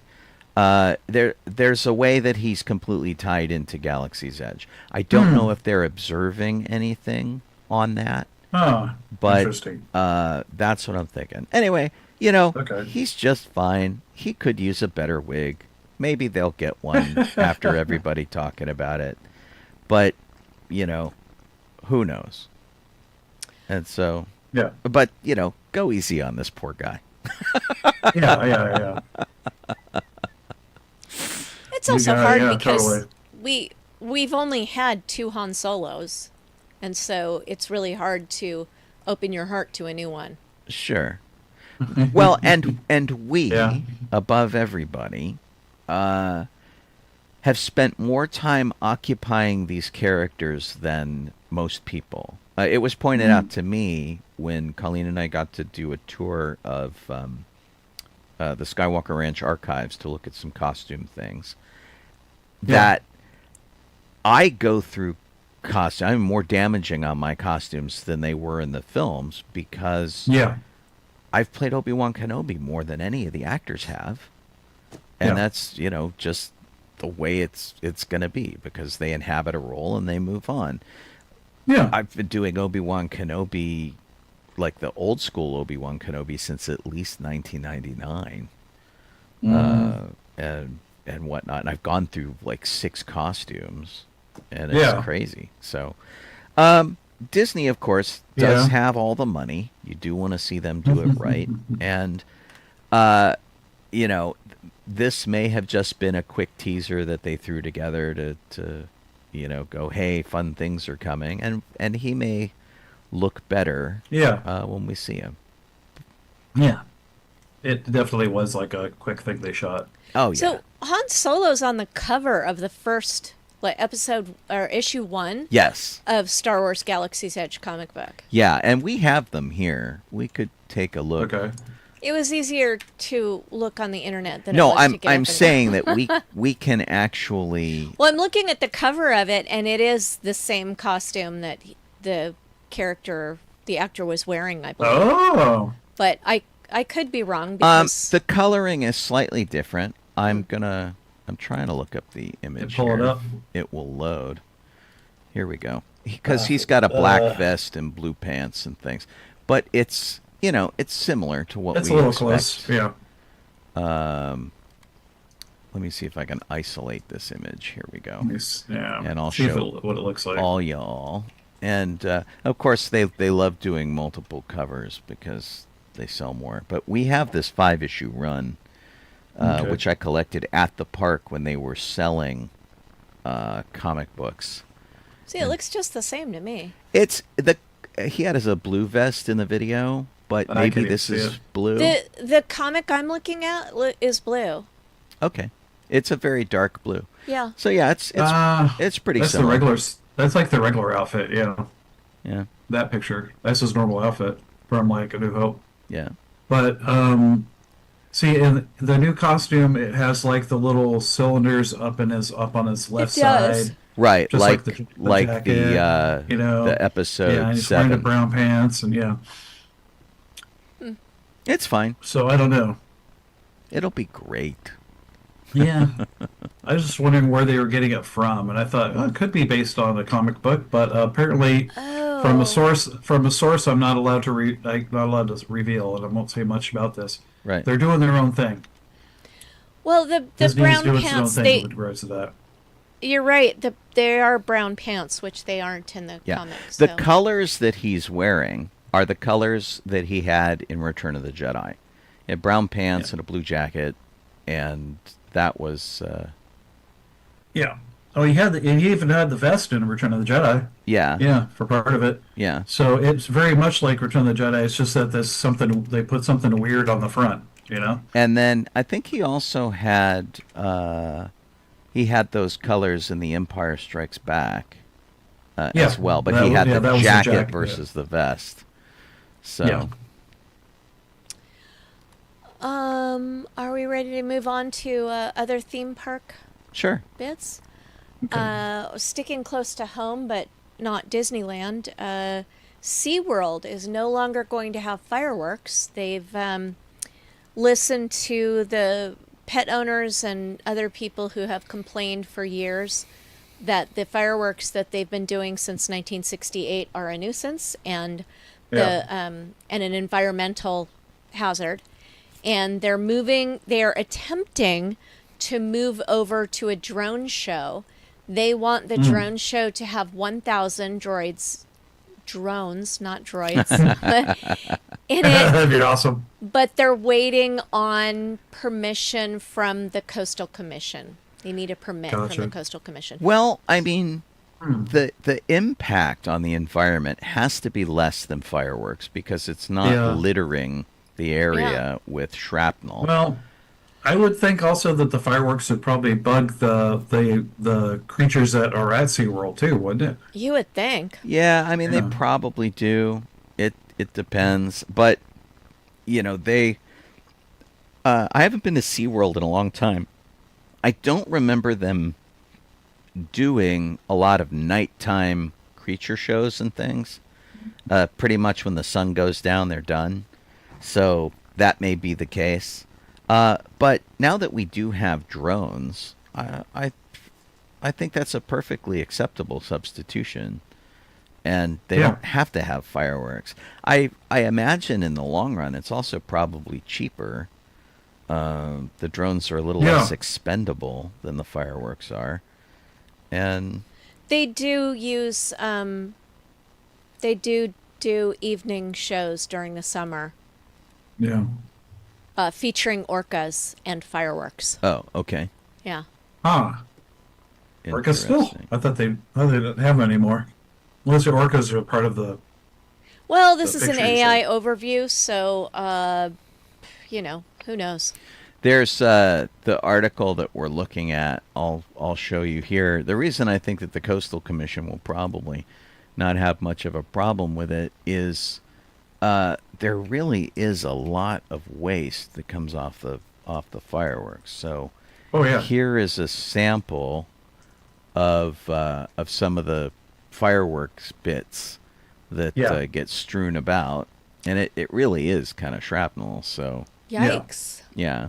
And, you know, you don't want... The thing about SeaWorld in San Diego is it is near the coast. There is regular wildlife. We're not just talking about Yeah. the animals in SeaWorld. yeah. It's not like the Ohio one that was completely landlocked and made no sense. So, It- as of 2026, SeaWorld still has orcas, but they discontinued their breeding program in 2016. And the remaining orcas will live out their lives at the park in educational encounters. Yeah. So their They don't really do presentations shows focus anymore, on yeah. natural behaviors rather than theater tricks, which would lead you to believe that maybe they don't, like the AI information was incorrect and that they don't use orcas in their fireworks Evening shows. shows. Yeah. Yeah, I don't think Yeah. they do either. I mean, all of those creatures have to be used to all of the noise and stuff that's going on at that theme park anyway. Yeah. But there's a bay right here. This is the regular bay that's just outside the park, and this is where people do recreation. There are animals Speedboats. living in it, and so Barbecues. you know the drones I think are a good Yeah. substitution. And I've Yeah. seen some really amazing drone shows, and Oh, yeah. these guys, this company, I think, has been doing drone shows around San Diego Comic-Con, and so they've sort of proven that they work in the area. The biggest problem with the drone shows, this is a highly sped up video, by the way, Yeah. the biggest problem with the drone shows is depending on what the wind does down there. Yeah. Wow, that really is sped up. Yeah, it's a lot Yeah. harder to keep the drones steady in formation when the wind is going berserk. So Yeah. I'm sure that there's Yeah. going to be some testing if they're going to rely on it. And Disney calls shows for fireworks all the time when the winds are too high. I'm sure Yep. they do at SeaWorld as well. But Yeah. give it a shot. I think it'd be Yeah. great. Yeah, I think and Disney was, from what I understand, didn't want to go to drones Disneyland Right. because like things like the Santa Ana winds that happen every year. Yeah. Wouldn't Such you enough have to winds, stop so it's just for- too much wind. For fireworks and drones kind of equally? Yes. If the wind basically Yeah. affects fireworks or drones. And Yeah. when Colleen and I were in, what was it, Hong Kong, we saw them do a combined show, half Yeah. drone, Yeah. half It was Hong Kong. half fireworks, and Yeah. Meh. I think they should have gone all one way or all the other. I don't Yeah. think the drones Yeah. really added much to it. Yeah. So, except that they could do shapes, like they could do Duffy and Yeah. Friends, that kind of stuff. Yeah. So yeah, let's see. Yeah, I SeaWorld don't know. is a touchy thing. We've had our park up here in California, which was Marineland, shut down quite Oh, a yeah. while ago. They were always having people protesting and things in front of it. SeaWorld is always having people protesting. Most circuses now have gone to the people model of circuses, like Cirque du Soleil. Even Ringling Brothers doesn't really use animals or anything anymore. Yeah. I think we're just reaching the point where animal shows, unless they are showing animals and the way they normally are in I their think environment. In circuses, they're still using dogs because dogs are. It's fine for dogs to work with humans as Right. performers and Right, right. everything.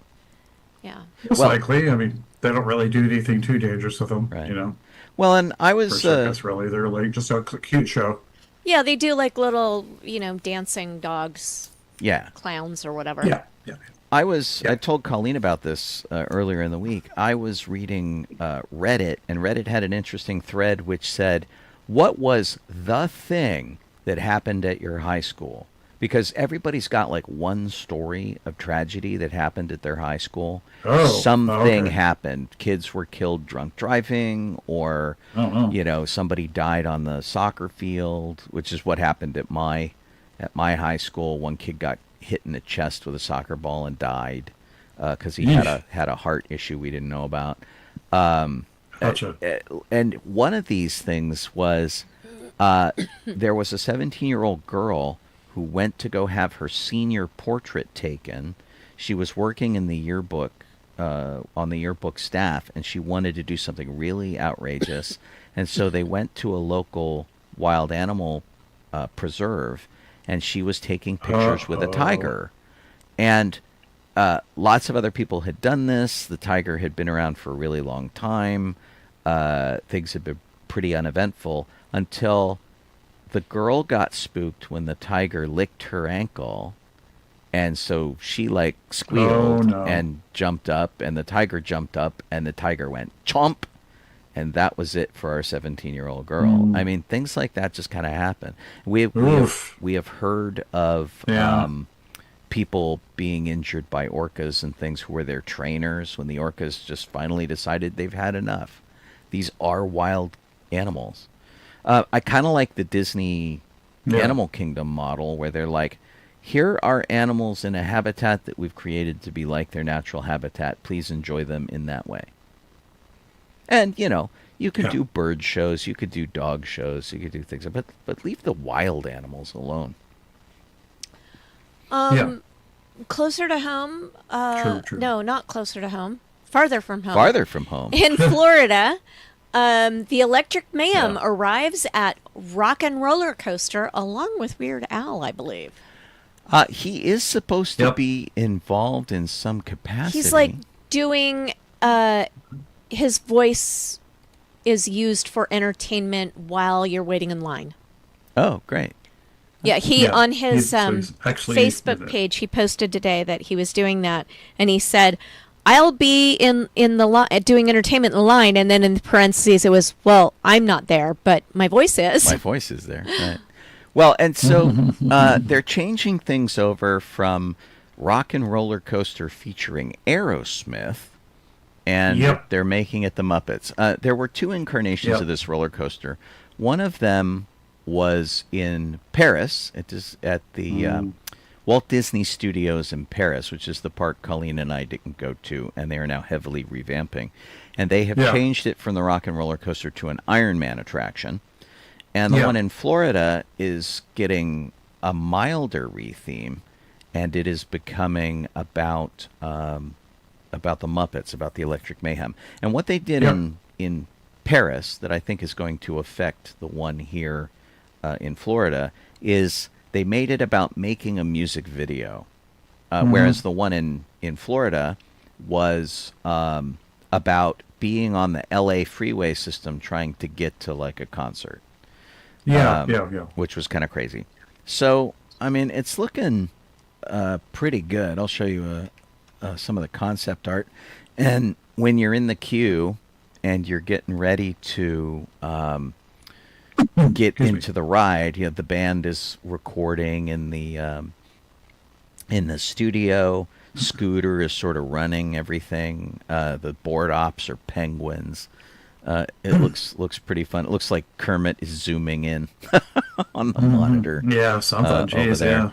And so it sounds like the reskinning that they're doing is pretty lightweight. They're redoing the giant red guitar out front to be more Electric Mayhem, which is kind of cool. And of course, they just shut down Muppets 3D. Yeah. And so they're trying to retheme this area to be more Muppets. We'll have to see how successful they are doing it. Isn't that pretty close? I think in Florida that's pretty close to the Tower of Terror. I think it is too. Yeah. I'm kind of flipping through some art posters that they're going to be displaying around the live the line queue and things like that, which are kind of neat. They did announce the playlist, and I'm looking for over here. I had it open. You just scrolled past it too, didn't you? Oh, here it is. No, I don't think so. Here's a different thing. This is the actual Rock and Roller Coaster track list. So when you get in the limo, which is each ride train, each one has a different soundtrack, and they're only identifiable by the license plates on the back of them, so that you know which one. They did this with the Aerosmith too, where there were 5 different trains, and each train had a different soundtrack. They're doing the same thing here. So the Electric Mayhem is doing song 2 from Blur. Born to Be Wild features the band and Camilla the Chicken singing. So I'm sure Gonzo's very proud, but I just want to go on record that Jeff and I have probably sung this song as a chicken first. So. Love Roller Coaster, which is usually done. The Red Hot Chili Peppers did a version of it, and the Ohio Players did a version of it. Jennifer Hudson and Questlove are involved doing that. And there's a cute video of Animal asking Questlove to be involved if he would come do it. Rock Rock Till You Drop is the Def Leppard song that's featuring the band. And Walking on Sunshine has Kelly Clarkson as a guest. So depending on which car you get in, these are the things you'll do. May 26th is when this thing kicks off. They've been allowing people to go to the park and listen to portions of the playlist, which were kind of cool. We rode this Aerosmith version the night Jeff and I met, actually. It was pretty fun. And I would also like to say that I rode it with a Muppet before they did, because I had Yoda tucked into my car. Yeah. This is true, I'm like, yes. are you sure you don't want me to set Yoda aside? He's like, no, he can ride. And so I rode the ride with Yoda. It's just pretty funny. Anyway, I'm looking forward to this. I think it'll be fun. We haven't been to Florida in so long, though, that who knows when we'll actually get to go check this out. But I'm glad that they're not completely abandoning the Muppets, and it'll make a nice change from the Aerosmith ride, which I really like. The way this ride starts is they launch you from 0 to 60 in just under 3 seconds.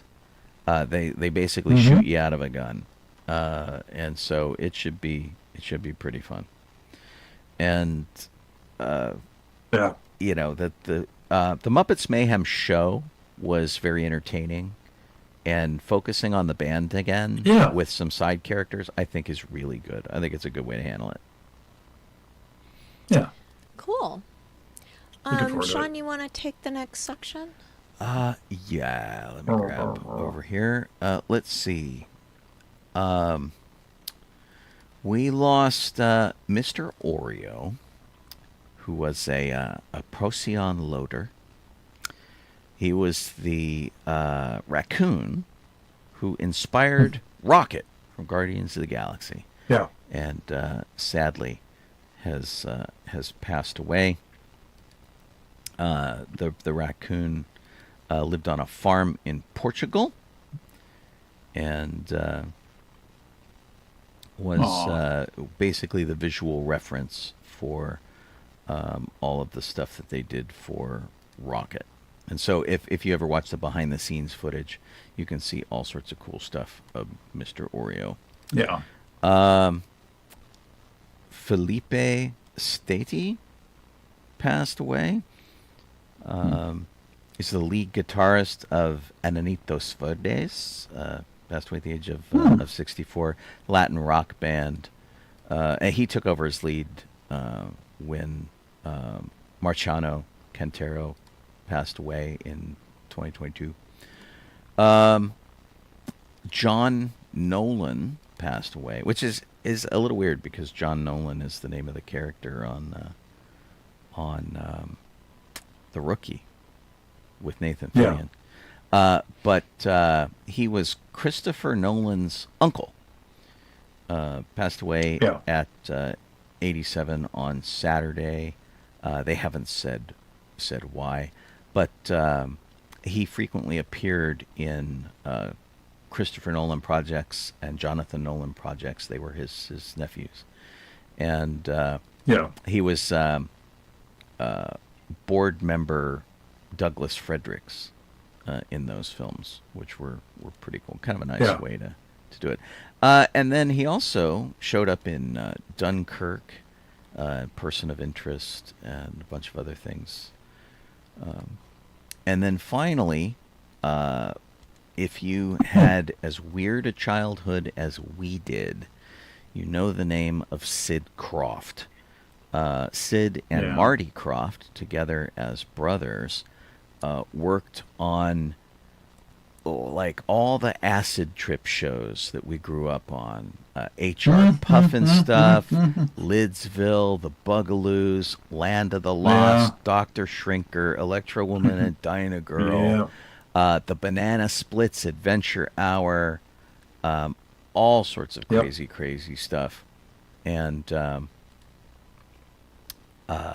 he was very approachable, actually. If you ran into him at a convention, you could just like walk up and talk to him. He was Grand Marshal of a parade that we did, and he was just like walking around checking out cars, which were really neat. Halloween parade, Yeah, and of course Marty passed away 3 years ago, and the way they worked was Sid was the idea man, and Marty was the practical guy. And so Sid said, I get a dream, and Marty gets it done. And I gotcha. And that was it. And they were puppeteers, used to work in the theater in the 60s when they got pulled into NBC to make the costumes for the Banana Splits. Of course, they had Fleagle, Bingo, Drooper, Snorky. They had these 4 very weird-looking characters, and they were members of a rock band. Yeah. Who lived in a theme park. And, Of course. yeah, it was cool, and you know the theme song, and it will get stuck in your head. Yeah, it's nuts. But of course, you know, Yes. there were so many Sid and Marty Krofft productions, and they all, I mean, man, we all thought they were on some serious drugs. Puff and stuff didn't make a lot of sets, and it's one of the reasons why they like caught fire, is because like college kids were watching this show for young kids, and in fact, Yeah. when they the Beatles toured America and saw the show, and then went to England and couldn't see the show anymore, they asked for copies of the tapes so that they could watch Puff and stuff. Nice. Yeah. Which was nice. But everybody said, "Oh my God, you're on drugs, you're on drugs." And Marty said, "You can't do a show stoned." Yeah, exactly. How? Anyway, Sigmund and the Sea Monster and all that crazy, Oh, yeah. crazy stuff that we grew up with. Really sad to hear of his passing. Yeah. It really gave us just some bizarre entertainment that still is somehow charming after all this time. Yeah, Bob. Yeah. Well, Okay. Jeff, you have a speed round item you'd like to talk about? Yeah, trailer. The only trailer we have. I guess it comes out this November, I guess, or something. November 6th, it says. Godzilla, yeah. Godzilla Minus Zero, So that's a which is a negative sequel. one. Takes Negative place- one Godzilla? Huh? It's a negative one Yeah. Godzilla? I guess so. Sure, why not? Well, because we saw Godzilla minus Minus one. Zero. Oh, minus Yeah. 0, so it's just Godzilla. Right. Yeah. So it's Godzilla Minus Zero, and it's takes place like 2 years after the last one. And in the trailer you hear an American soldier, I think, talking, throughout the trailer. But and then they show you the footage with the Godzilla showing up again and yada yada. So, and the fact that at a certain point in the trailer, like the very very end is like like an after credits or something, was the Statue of Liberty. So like Godzilla comes to America at some point in the movie, I guess. So Interesting. it'll be interesting. Yeah, it looks good. I mean, I love the first one. The first one was great. So I do want to see this. I very much enjoyed the first one. I wonder if they're going to do the little thing that they did where it was in black and white or color. You had the choice of either one. And I later on, assume that yeah. time has passed. And I guess I won't spoil this for you, but they left us with a cliffhanger. Because I encourage you to watch Yeah. the movie. It's actually really good, and I don't want to spoil the cliffhanger for you. Yes. Yeah. But it's, I assume that they're going to continue that story, which is neat. I think so. That's what it looks like from the trailer. Yeah. So. Yeah, Yeah, it's I pretty- double checked, good, yeah. and the internet is telling us that the release date for Godzilla Minus Zero in the U.S. is November 6th. Hey, good. Thanksgiving movie. Woohoo! Yeah. All right. Yeah. See that in the theater, just like the last one. I want to talk about a movie as well. Theater Ears is the company that does these. When you go into a theater and you're hard of hearing, it I don't know, boosts the sound, or it has a visual somewhere where you can see what the words are. But what they're doing now is they're doing a director's commentary track for Project Hail Mary Oh. that you can listen to in theaters. You download Yeah. the track onto your own device, I believe, and then with your own headphones, you listen to the director's commentary at the same time that the movie's playing. And that way the Nice. people around you won't be bothered, but you can go a second time to see Project Hail Mary and find out what the directors were doing. And the reason why they started doing this was because when we had DVDs, we had all these extras and commentaries and alternate tracks Yeah. and things like that we don't get We anymore don't with get streaming. anymore. So, and I miss those things. Yeah, me too. We Yeah. borrowed Colleen's mom's version of Big Bang Theory and went through all the discs and watched all the background stuff and the bloopers and the interviews and all that kind of stuff. It was pretty interesting.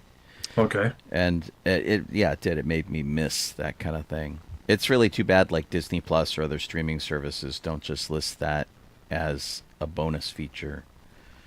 And Yeah. it shouldn't be that hard. It's like choosing a language, basically. It's surprising that they don't allow us Yeah. to do that. Yeah. Double checking with the link, and it is an app that you download to your phone, and then you wear your own earbuds on your own phone and play that. Neat. So it is pretty neat. Okay. That'd be fun to try that. Yeah. And Sean hasn't seen Project Hail Mary yet, so if he still wants to see it in the theater, Yeah. then me I neither. could try the director's commentary while he watches the straight up version. Yeah, that'd be interesting. Oh, cool. Sean, what would you like to talk about? I want to talk about a movie trailer that isn't a movie trailer. So, CinemaCon is going on right now. And it is basically, in fact, I have two things about CinemaCon, and I'll see if I can find the second one. Talk about it a little later in the show.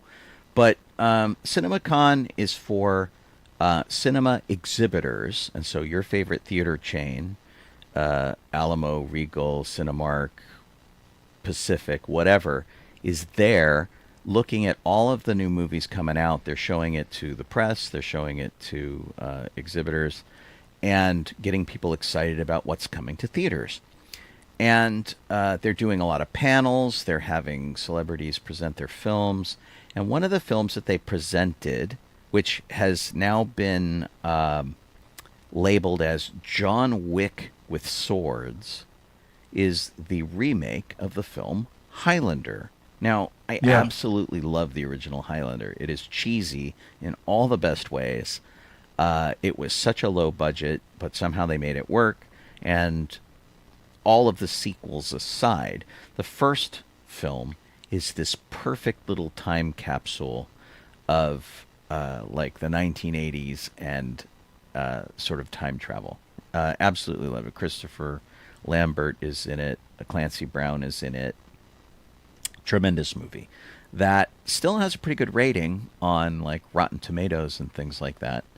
Even though it's not the best of movies, it's just a really entertaining film. So they're remaking it because it, has this beloved fan base, and they're doing it with big name stars. At the time they did it, we didn't know who Christopher Lambert was, and we didn't know who Clancy Brown was. There were no real big name stars, Well, even though we well, recognized a we bunch knew- of people except Sean Connery. Sean Connery, yeah. Yeah. And so taking on the Sean Connery part this time around is Russell Crowe. Okay. Karen Weird. Gillan is in it, apparently Okay. as his first wife. Scottish first wife. Oh. Henry Cavill is playing Connor McLeod. Yeah. And then Dave Bautista is the Kurgan. Yeah. Jimin Hunsu is in it, Jeremy Irons, Kevin McKidd. There's all sorts of really interesting people popping up in this. And so I thought, well, okay, they released some footage. They showed a bunch of people some stuff at CinemaCon. Maybe they released a trailer. And so I went out and I found the trailer. And the trailer features all of the actors that I just mentioned. Yeah. And it looks about what you would expect from the movie. But if you look closer, you can tell it's AI. And it's some Yep. bonehead who basically went in and created his own little trailer for Yeah. a movie that we don't have enough information about. Mm. And Yeah. and it looks so authentic that I had to watch it a second time because there's one segment in here Yeah. that made me question the entire thing. But Yeah. I didn't start from, oh, this has to be fake. I started from, did they bring that actor back digitally? And this is the frame that I saw with this actor. So, of course, if you know Star Wars, you'll recognize Peter Cushing. Wow. Yeah. And it looks like him. It's just kind of and everybody looks the way they're supposed to. And it's only when you start freeze framing that you realize that not all the text is rectifying, and there are some AI artifacts and things like that. But this kind of really pissed me off today, where I'm like, because I really genuinely wanted to see a good trailer, and this guy's trailer is getting spread everywhere, and Yeah, it's not real. And Yeah. you know, Russell Crowe, they've got Dave Bautista here as the Kurgan. I have a hard time finding Dave Bautista scary because everything I've seen him in, he's been goofy. He's always been a goof. Yeah, I mean, I can look at him and clearly he looks like he can do scary. Sure. Yeah. But And this will probably be the movie to do it. yeah, But anyway, all of these shots are AI. And but they look like exactly what you expect, Yeah. and people are buying into this trailer. And it's Yeah. kind of pissing me off. I love this movie, I just Yeah. wonder if and I don't want to be cheated by some a dickwad. new version of it is going to have the beauty of the original because the original was directed by someone who was used to doing music videos. Russell Mulcahy, yeah. And I'll tell you what I think might happen is that they'll overdo it. They'll feel the pressure of keeping up with the other thing, and maybe they'll Yeah. overdo it.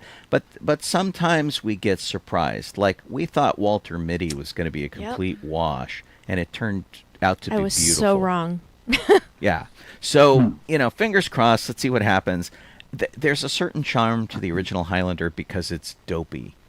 And Yeah. I like that about it. So this might be a little too pompous. But what people saw of it, they said it was really good. Like, again, they said it was John Wick with swords. So they're going all out on the choreography and the battles and things. It's got an amazing cast. I'll certainly go see it. And I'll give it the benefit of the doubt. And Jeff, so we'll see. what's up? Yeah. I saw the first season of this and I loved it. So I'm waiting. I am anxious to see when the second season comes sometime this year is what they said. But your friendly neighborhood Spider-Man animated show. I want to see an alternate timeline. So it's not the it doesn't go with the films. It's its own little thing. And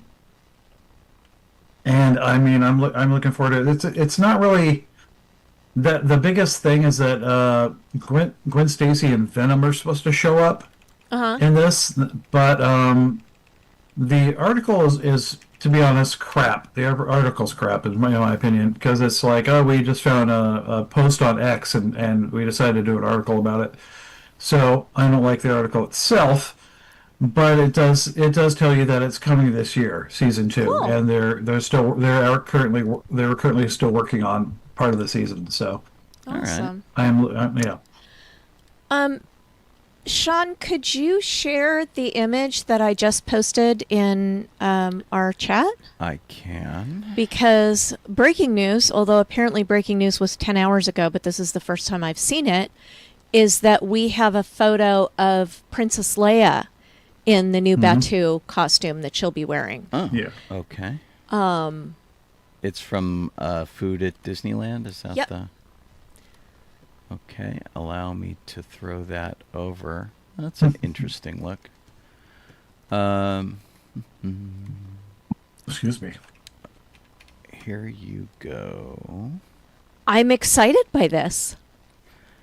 It looks pretty good. I mean, it's keeping in the universe. It does look like comic book costume to me again. It's exciting that she's not wearing one of the white robes from the first movie. Right. And well, and Yeah. so in Empire Strikes Back, she had a very similar arrangement but it was like a white puffy snow vest. Yeah, but you can't wear that No. in California. No, You'll no, die. you No. can't.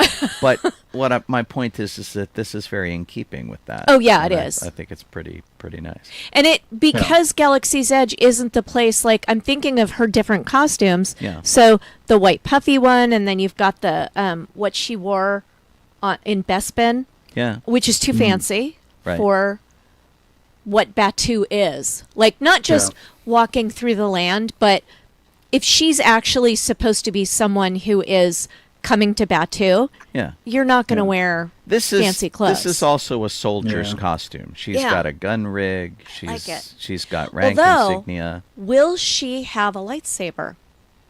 No, not as Don't know. yet.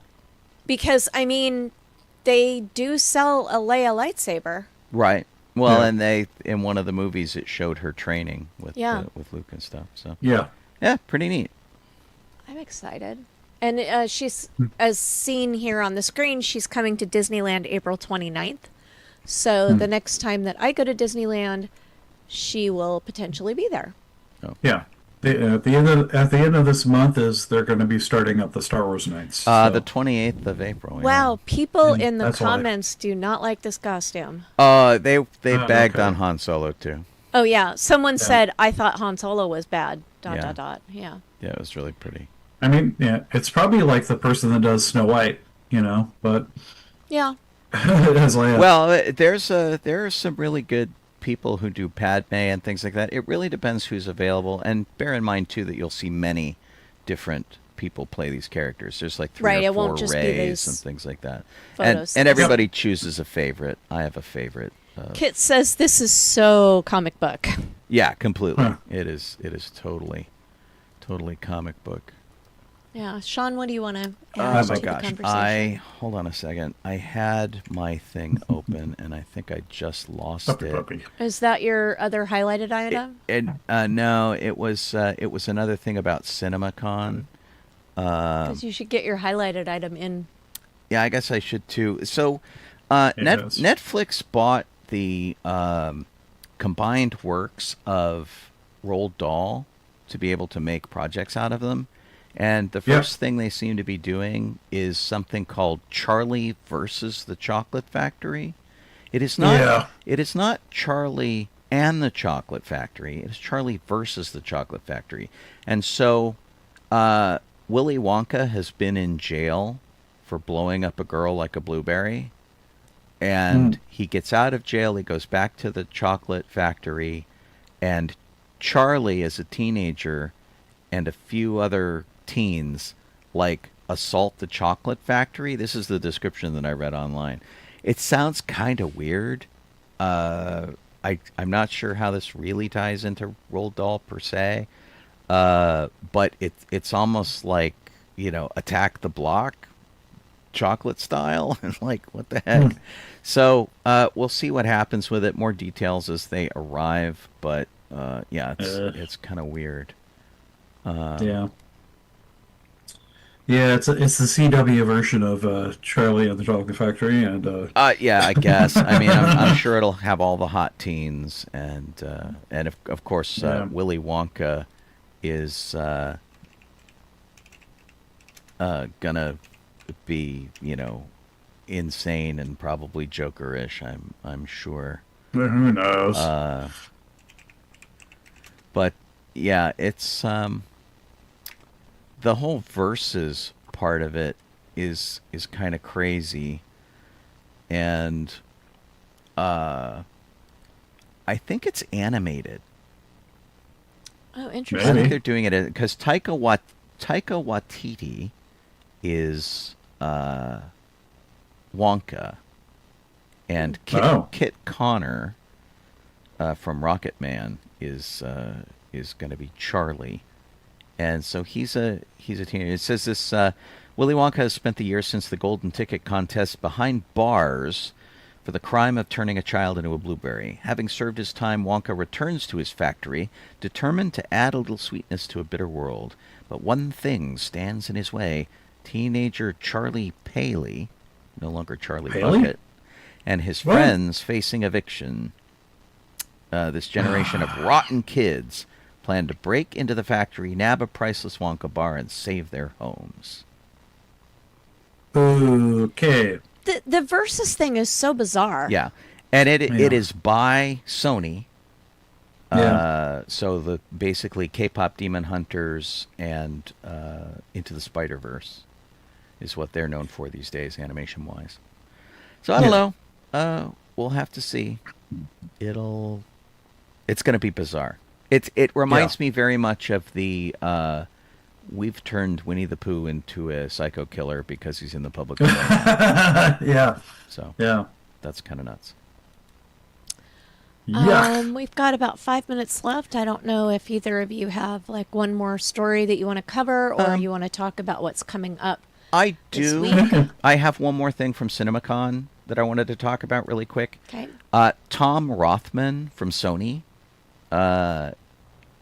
really laid down the law at CinemaCon. And of course, remember, these are all the theaters who exhibit films and the people who work there and whatnot. And so he actually came down really, really hard this week on them. And he says, look, things are better, but admissions are clearly down from pre-COVID, and we all have urgent work to do. For our part, that means delivering a variety of great films to all kinds of audiences. But you, my friends, talking to the theater people, have an urgent part to play. Enforce longer windows, basically keeping movies in the theaters longer, even if that means you cannot play every film. Get rid of the endless advertising and substantially shorten the long pre-shows that some, not all of you, have.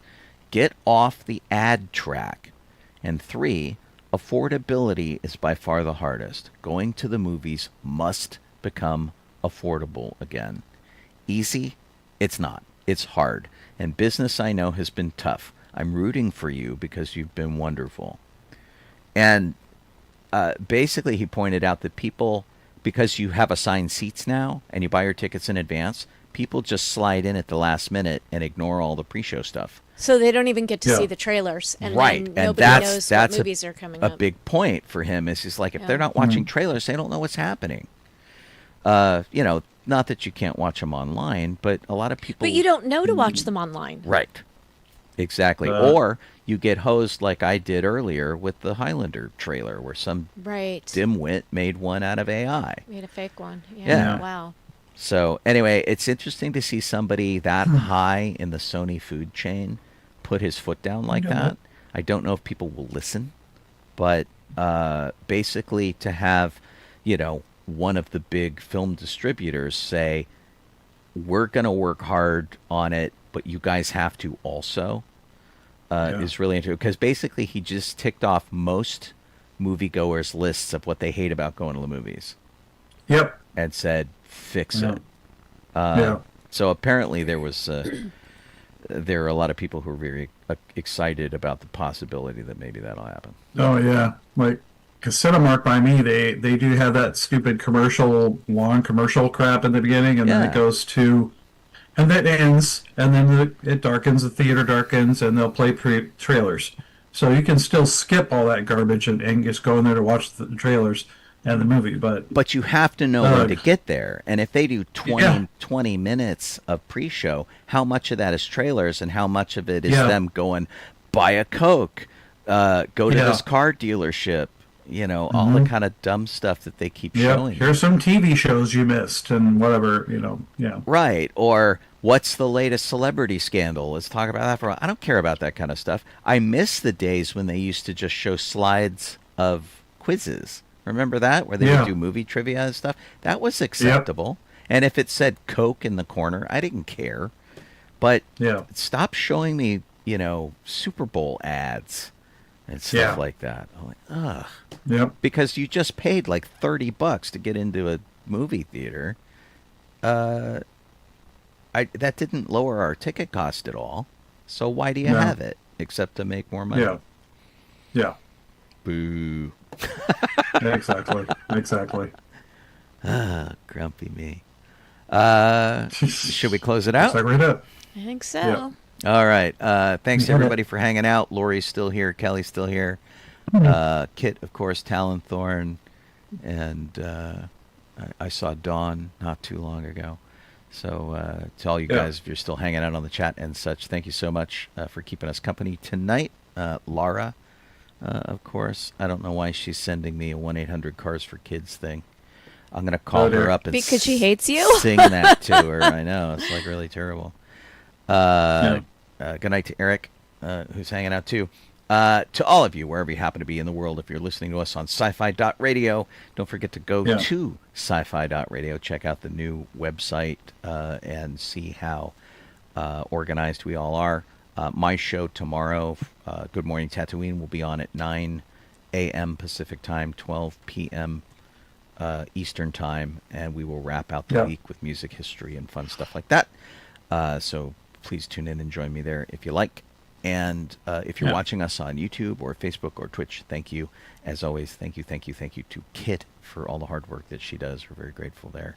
And to you guys who are liking and subscribing and all that kind of stuff and keeping us going. You are our heroes for sure. Yeah. I'm Colleen Kaylee Crosby. This is Just Donoho. I am Sean Obi-Shawn Crosby. As always, May the Force be with you. Night, everybody. All right, some credits for the video Good people. night, radio and video people. You check that out.